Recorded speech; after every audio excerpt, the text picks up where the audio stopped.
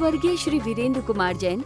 और सोने का मार्केट डाउन ही रहने वाला है। तो वो जो दूसरा ज्वेलर है, वो दूसरा दुकानदार है, वो सोने का महत्व क्या होता है, सोने का प्रभाव क्या होता है, सोने को पहनने के बाद में हमें क्या क्या सारे फायदे होते हैं, उस बारे में लोगों को समझाने लगा, लोगों को बताने लगा, पेपर में आर्टिकल देने लगा, यूट्यूब पर वीडियोस अपलोड करने लगा।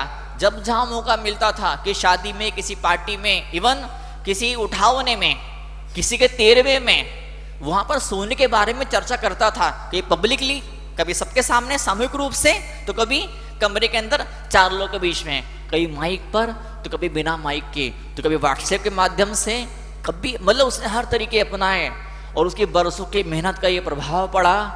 उस गांव में भी सोने के खरीदने वाले लोग पैदा हो गए, निकल के आने लगे। जो लोग बाहर भागते थे, क्वालिटी नहीं मिलती है, केवल सोने के महत्व को समझते तो थे कि सोना कीमती होता है, सोने को पहनने से ऐसे फायदे होते हैं, वो लोग जिनके नज़र में सोना बड़ा कीमती था, बड़ा अच्छा था, उनका शादी पार्टी होती थी, उन्हें सोना खरीदना होता था, तो भाग के बड़े वाले शहर में जाते थे, कहीं और जाते थे। लेकिन जब इसने मार्केटिंग करना शुरू करी, जब इसने अपनी दुकान के बारे में, अपने स्टैंडर्ड के बारे में, अपनी क्वालिटी के बारे में लोगों को बताना शुरू किया, तो क्या हुआ, लोगों ने बाहर जाना छोड़ दिया, बाहर शहर में जाना छोड़ दिया। और तो और ढेर सारे आसपास के गांवों के लोग, ढेर सारे आसपास के गांवों के लोग, और तो और आसपास के छोटे मोटे शहरों के लोग भी इस छोटे से गांव में आने लगे और सोना खरीदने लगे। वो जो बड़े बड़े ज्वेलर थे बड़े बड़े शहरों के, वो बेचारे सोचने लगे आजकल मार्केट डाउन क्यों हो गया, क्यों सारा मॉब, सारी पब्लिक ट्रांसफर हो गई। कहाँ ट्रांसफर हो गई? इस छोटे से गांव के अंदर। क्यों? उस अकेले इंसान की बुद्धि माने। एक जगह है सागवाड़ा, राजस्थान में सागवाड़ा, इतने बड़े बड़े ज्वेलर की दुकानें, बड़ी बड़ी ज्वेलर की दुकानें हैं, और जितना सोना जयपुर जैसे बड़ी सिटी में बिकता है, जितना ज़्यादा सोना अजमेर जिस शहर में बिकता है, उससे भी कहीं ज़्यादा सोना उस गांव के अंदर बिकता है। प्रवचन में लोग नहीं आ रहे हैं, तो क्यों नहीं आ रहे हैं? ये तो महाराज के प्रवचन में कुछ ऐसी बात है जिस वजह से लोग नहीं आ पा रहे हैं। महाराज के पास वो, महाराज की शब्दों में, शैली में कुछ जादू नहीं है, लोग खिंच नहीं रहे हैं। या फिर दूसरी बात, आयोजन समिति ने, चातुर्मास कमेटी ने कुछ जो करना चाहिए वैसा कुछ दिमाग में आइडिया नहीं आ पा रहा है। क्या आइडिया तो है, तो किसी वजह से आइडिया को हम इम्प्लीमेंट, मूर्त रूप नहीं दे पा रहे हैं। कहीं ना कहीं कुछ न कुछ चक्कर तो है। हम लोग पे उंगली उठा लें, अगर टीचर बच्चों को खूब मारे खूब मारे खूब मारे, बुद्धू है, गधा है, अक्ल नहीं है, समझ में नहीं आता है, सुनता नहीं है, दिमाग नहीं है, क्या काम चलने वाला नहीं है। टीचर को एक बार डंडा मारने से पहले खुद गिरेबा में झांक के देखना चाहिए। टीचिंग स्किल, पढ़ाने की कला, वो मुझे आती कि नहीं आती है। पति पत्नी लड़े झगड़े, पति पत्नी पे, पत्नी पति पे उंगली उठाए, गलती सारी आपकी है, आप सुनते नहीं, वो कहता तू सुनती नहीं है, वो कहती आप ऐसे, वो कहता तू वैसी है, और फिर गुत्तम गुत्था, फिर महाभारत होना शुरू हो जाता है। और समझदार लोग कौन होते हैं? जो ज़्यादा समझदार होते हैं, वो सोचते हैं इस सिनेरियो में अब एक दृश्य मेरे सामने है, बीच में अबोला है, रिश्ते कम हैं, बातचीत कम है, दुकान पे ग्राहक कम है, मंदिर में लोग दर्शनार्थी कम आ रहे हैं। अब एक सीन है, बजाय किसे ब्लेम करने के, बजाय लोगों को दोषी ठहराने के, अब ऐसा क्या किया जाए? क्या स्टॉप ब्लेम गेम, रोक दी, बंद कर दीजिए। हम किसी पे उंगली उठाएं, वो नास्तिक लोग ऐसे मंदिर प्रवचनों में नहीं आया करते हैं ना, ऐसी बात नहीं है। मुझे तरुण साग जी महाराज जब प्रवचन दिया करते थे, 40-40 हजार लोग आते थे, कोई भोजन नहीं होता था, कोई नाश्ता नहीं रखा जाता, तो फिर बावजूद भी इतने सारे लोग आते थे। बताओ आप, एक तरफ महाराज जी अपना पूरा पसीना बहाते थे, दिन रात एक करते थे, और वहीं दूसरी तरफ कमेटी वाले अपना पसीना बहाते थे, आयोजन समिति अपना पसीना बहाती थी। ढेर सारे लोग व्यवस्था में जुड़ जाते थे। और तो और मतलब मैं क्या बताऊं मैं आपको, हर इंसान का फर्ज बनता है, दायित्व बनता है। कोई भी आयोजन परिवार के अंदर कार आए, परिवार के अंदर, परिवार में कोई बड़ी अच्छी कोई कूलर आए, टीवी आए, फ्रिज आए, ज्वेलरी आए, कोई सी वस्तु आए, परिवार समृद्ध बने, खुशहाल बने, घर बड़ा बने, बड़ी कोठी बने, बड़ा बंगला बने, बैंक बैलेंस बहुत मोटा सारा हो, इसके लिए माँ एक अकेला कमाने वाला व्यक्ति जिम्मेदार नहीं है। पूरे परिवार का हर एक सदस्य इसके लिए जिम्मेदार रिस्पॉन्सिबल है। पूरे परिवार के हर एक सदस्य का जब मेहनत होती है, जब पुरुषार्थ होता है, जब उसका दिल लगता है, जब उसका मन लगता है, क्या जब अपनी महिलाएं कमाने तो जाती नहीं है, लेकिन पति को इतनी शांति दे देती है, पति को इतनी प्रसन्नता दे देती है। महिलाएं अपने व्यवहार से, अपने मधुर व्यवहार से, अपने आचरण से, अपनी आदतों से, अपने स्वभाव से, अपनी क्रियाओं से, जो बुद्धिमान महिलाएं होती है, जो सौभाग्यशाली महिलाएं होती है, जो किस्मत वाली महिलाएं होती है, वो बहुएं बेटी हैं, वो इतना इतना खुशी देती है पुरुष वर्ग को कि पुरुष वर्ग उस खुशी के दम पर बहुत मोटा पैसा कमा लेता है। और जब पैसा कमाता है, महिलाओं को भी सुख सुविधाएं मिलना शुरू हो जाती है। और अगर बदनसीबी होती है क्या, तो महिलाओं में, पुरुषों में, छोटों में, बड़ों में, घर में वो चलती, क्या बोलते हैं उसको, महाभारत। यत्र नारस्तु पूजन्ते तत्र रमन्ते देवताः, संस्कृत भाषा की शुक्ति है। जहाँ नारियों की पूजा होती है, जहाँ महिलाओं की पूजा होती है, पूजा मतलब वो नहीं जो माँ गुस्से में बोलती है, इधर आ मैं तेरी पूजा करूँ, इधर आ। बच्चा सुनता नहीं, बच्चा मानता नहीं है। बरसात में खेल रहा है, भीग रहा, नाक भरी बुखार आ रहा है, फिर भी धूप, बरसात में खेल रहा है, फिर धूप में पसीना आ रहा है, फिर भी धूप में खेल रहा है। माँ बोली इधर आ मैं तेरी पूजा करूँ। वो वाली पूजा नहीं। जब महिलाओं का सम्मान होता, आदर होता है, वहाँ पर देवताओं का निवास होता है। बताइए, यहाँ तो एक सिंपल सी महिला को देवी का रूप माना गया है। और पति कौन? पति परमेश्वर, देवता भी नहीं। महिला तो देवी है। क्या महिला तो देवी? पति कौन है? पति परमेश्वर है। इतना ओहदा, इतना ऊंचा, इतना सम्मान। कोई भी दो रिश्ता तब टिक पाता है जब दोनों कहते हैं आप तो मुझसे बड़े हो, दूसरे बोलता नहीं मैं तो छोटा हूं, आप दोनों एक दूसरे को अपने से बड़ा मानते हैं, ऊंचा मानते हैं, श्रेष्ठ मानते हैं, तो रिश्ता टिक पाता है। तो रिश्ते के वृक्ष पर फल फूल लगना शुरू होते हैं, सुगंध बिखरना शुरू होती, लोगों के गले को, पेट को तृप्ति और मिठास मिल जाती है। कब मिलती है? तो एक जगह ऊंचा मानना, श्रेष्ठ मानना, बड़ा मानना शुरू कर देते हैं। और रिश्ता टूटता कब है? चाहे अध्यात्म का रिश्ता हो, चाहे लोगों से रिश्ता हो, या लोग के मालिक उस परमात्मा से रिश्ता हो। रिश्ता तब टूटता है जब सामने वाले को हम अपने से घटिया और नीच मानना शुरू कर देते हैं। तो आज वो क्षण है, परमात्मा आप तो इतने ऊंचे हो, इतने ऊंचे हो, इतने ऊंचे। परमात्मा आप तो इतने महान हो, इतने महान हो, इतने महान हो कि आप जितना महान तो कोई है ही नहीं। हमने परमात्मा को 100 बार महान बोला है, 1000 बार श्रेष्ठ बोला है। अब घर में लौट के जाओगे तो अपनी पत्नी को, या अपने पति को, या सास को, या ससुर को, या दरानी को, जेठानी को, ननन को, आस पास के रिश्तों को, अपने भाई को, अपने चाचा जी को, मौसा जी को, फूफा जी को, क्या आपके पड़ोसियों को आप ऊंचा बोलना शुरू कर दीजिए। आप तो बहुत बड़े हैं, आप तो बहुत ऊंचे हैं, आप तो बहुत श्रेष्ठ हैं, आप तो बहुत महान हैं। तो क्या एक टर्न आपके लाइफ में टर्निंग पॉइंट आएगा, आपका जीवन बदलना शुरू हो जाएगा। आप औरों को खुशी देंगे तो आपको खुशी मिलेगी। जब आप खुश होंगे, प्रसन्न होंगे, बिजनेस से मन लगेगा, जॉब में मन लगेगा। और जो इंसान जैसे तैसे 2 रोटी कमा पा रहा था, वो 100 रोटी कमा पाएगा। जो इंसान पहले अपने परिवार का जुगाड़ नहीं कर पा रहा था, परिवार के गुजारे के लाले पड़ गए थे, वो इंसान अब ऐसा क्या हुआ कि वो इंसान इतना पैसे वाला बन गया, पूरे समाज को भोजन दे रहा है, पूरे समाज को समय वात्सल्य दे रहा है, पूरा समाज उसे गुण गा रहा है, बोले वाह भाई साहब वाह, आज की भोजन व्यवस्था, आज का वात्सल्य भोज अमुक सज्जन की तरफ से है, अमुक ग्रुप की तरफ से है। ऐसा क्यों हो गया? ऐसा कैसे हो गया?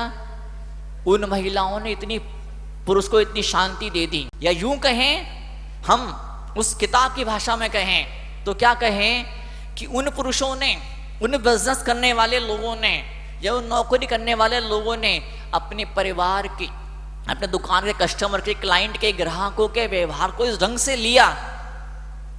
लोग तो वैसे के वैसे ही पेश आ रहे हैं जिस ढंग से लोग पहले पेश आते थे। लोगों का स्वभाव, व्यवहार, आदतें वही है जो पहले थी। लेकिन अब मैंने लोगों की हर आदत का, हर बात का, हर व्यवहार का पॉजिटिव मतलब मैंने निकालना शुरू कर दिया। और फिर ऐसा होता है, क्या बोलते हैं मृत्युंजयी, क्या लिखते हैं, तामेव सम्यगुपलब्ध जयंती मृत्युम, मृत्यु को जीत लेता है। मृत्यु को जीत लेता मतलब क्या? मृत्यु कोई दिखने वाली चीज है क्या? क्रोध कोई दिखने वाली चीज है क्या? लोभ कोई दिखने वाली चीज है क्या? अहंकार कोई इंसान का नाम है क्या? इट्स नॉट टेरिटरी जहाँ पर अटैक करें और आप जीत लें। ये कोई गांव का, किसी देश का नाम तो है नहीं। क्रोध, मान, माया, लोभ या इस तरह की जो हमारी मानसिक विकार, जो भावना होती है, ये भावना होती है। भावना को जीतने के लिए भावना का ही संबल, भावना का ही सहारा चाहिए होता है। ये तरीका शैली जीवन जीने का होता है। आग को पकड़ने के लिए, आग को पकड़ने के लिए बर्फ का गोला नहीं चाहिए। आग को पकड़ने के लिए आइस क्यूब से आग की लपट को लोग को पकड़ा नहीं जा सकता है। आग को पकड़ने के लिए आग की चिंगार ही चाहिए। परमात्मा तक पहुंचने के लिए, परमात्मा जैसा निर्मल बनने के लिए, परमात्मा जैसा पवित्र बनने के लिए, परमात्मा जैसा उन्नत और श्रेष्ठ और सर्वश्रेष्ठ बनने के लिए हमको अपने भीतर कुछ न श्रेष्ठता प्राप्त करनी पड़ेगी। कुछ न कुछ सलूक, सलीका अपने भीतर पैदा करना पड़ेगा। बच्चे नहीं होते, बच्चे को माँ डांटती, क्या बेटा तू कैसा है? तेरा एग्जाम है, तेरा आज दूसरी क्लास का, तीसरी क्लास का, चौथी क्लास का, तेरा आजकल तो बच्चों को इंटरव्यू होते हैं। पहले स्कूल में इंटरव्यू होता, फिर बच्चों को उसके स्कूल के अंदर एडमिशन एंट्री मिलती है। बेटा तेरे इंटरव्यू देख, तेरी टाई कैसी भग रही है, तेरी टाई में रुमाल कैसा गंदा हो रहा है, तेरे कपड़ों पे बिल्कुल प्रेस नहीं है, कपड़े कैसे मैले कुचेले हो रहे हैं, है ना? बेटा देख तूने कैसा, तेरा चेहरा कैसा हो रहा है बता। तो माँ बोलती पहले तेरा थोबड़ा सुधार, पहले तेरा हुलिया सुधार। हुलिया, तेरा हुलिया ही उस प्रिंसिपल को, उस टीचर को आकर्षित और प्रभावित करेगा। तो क्या दुनिया के लोगों को प्रभावित करने के लिए, आकर्षित करने के लिए ये सुंदर होना जरूरी होता है, और परमात्मा को प्रभावित करने के लिए दिल सुंदर होना जरूरी होता है। तो दिल को सुंदर बनाने के लिए, दिल को डेकोरेट करने के लिए, दिल का हुलिया ठीक ठाक कर देने के लिए हम यहाँ प्रवचन सभाओं में आते हैं। इंसान है, मानता हूं मैं, इंसान है। इंसान से कभी गुस्सा भी होगा, कभी लोभ भी होगा, कभी मोह भी होगा, कभी नफरत पैदा होने वाली। The design of human existence. किसी कुर्सी में 4 टांग है, कुर्सी में 4 टांग है, इसमें गलत क्या है? इसके अंदर बताओ, कुर्सी में 4 टांग है, इसमें गलत क्या है बताओ? आपको भूख लगती है, लगती नहीं लगती? आपको नींद आती नहीं आती है? नींद आती है, नींद भी लगती है, भूख भी लगती है। जैसे भूख लगती है, जैसे नींद आती है, वैसे गुस्सा भी आता है, टेंशन भी वैसे ही आता है। हाँ, ये इंसान बना ही इस तरह से है। उस ऊपर वाले ने या किस्मत ने इंसान को ऐसे ही बनाया है बाय डिफॉल्ट। यही स्ट्रक्चर है, यही डिजाइन है। कौवा काला ही रहने वाला है, दूध सफेद ही रहने वाला है, पेड़ की पत्ती हरी ही रहने वाली है। अब सिर्फ एक चीज है, क्या चीज है? त्वां मनन्ति मुनिः परमं पुमान् से। हम आपको मानते हैं, ऊंचा मानते हैं, सर्वश्रेष्ठ मानते हैं। क्या? तो वैसे ही आपके अंदर लाख गुण हैं, आपके अंदर लाख ऐब हैं, लाख कमियां हैं आपके भीतर, but I love you in spite of this all things. इस सब के बावजूद 1000 कमियों के साथ में, 1000 बुराइयों के साथ में, जिस दिन आपने अपने आप को स्वीकार कर लिया, अपने आप से प्यार करना सीख लिया, कभी जाना आईने के सामने, कभी जाना आईने के सामने वो निहारना, देखना अपने आप को, उस आईने में अपनी शक्ल को देखना, अपनी नाक को, अपनी आँख को, और प्रशंसा करना, मनी मन शाबाशी देना, मनी मन विधाता को, कुदरत को, किस्मत को, अपने नसीब को, अपने पुण्य कर्मों को धन्यवाद देना। हे भगवान, हे मेरी किस्मत, तूने मुझे आंखें दी, मुझे कान दिए, मुझे इतना बढ़िया दिमाग दिया, बताओ इतनी बढ़िया जीभ दी, ये किस्मत, तुझे धन्यवाद हो। फिर हाथ को यूं करना, हाथ को यूं करना, फिर यूं करना, फिर यूं करना, फिर यूं करना, फिर यूं करना, और क्या करना? अपने आप पे गले मिलना, अपने आप को प्यार करना। जो अपने आप से नफरत करता है, गुस्सेबाज लोग कौन होते हैं, टेंशन वाले लोग कौन होते हैं, डिप्रेशन वाले लोग कौन होते हैं, एंजाइटी वाले लोग कौन होते हैं? जो अपने आप को पसंद नहीं करता है वो औरों को पसंद नहीं कर सकता है। जो अपने आप से जी भर के प्यार करता है औरों को भी प्यार बांट सकता है, लुटा सकता है। कई लोग प्यार देते हैं, कई लोग इज्जत देते हैं। कैसे देते हैं? जैसे आंधी पीसे कुत्ता खाए, कहावत है मारवाड़ी में। कोई अंधी महिला पीस रही है चक्की में, चक्की चला रही, कुत्ता खा रहा है। उसको मालूम नहीं पड़ रहा है कि मैं चक्की में जो आटा पीस रही हूँ, जो गेहूं पीस रही हूँ, जो कुछ कर रही हूँ मैं, इसका रिजल्ट तो मुझे मिल ही रहा है। फायदा कोई और उठा के ले जा रहा है, लाभ किसी और को मिल रहा है। ऐसा आपकी लाइफ में नहीं होना चाहिए।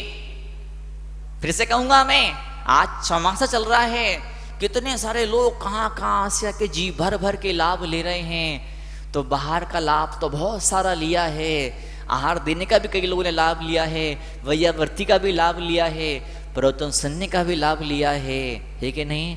एक लाभ और लेना है। क्या? एक लाभ और लेना है।